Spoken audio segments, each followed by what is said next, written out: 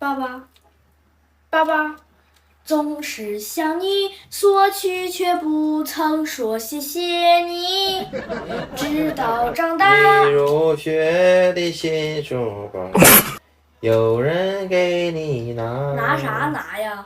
我这次是要钱给你买个东西，啊？给我买啥呀？可夫呼吸机呀。你打呼噜声太大了，还总是一会儿打一会儿停的，吵得我睡不着觉。我没钱。李婉婷她爸一带。是吗？那去我新哥拿钱给我买一个去吧。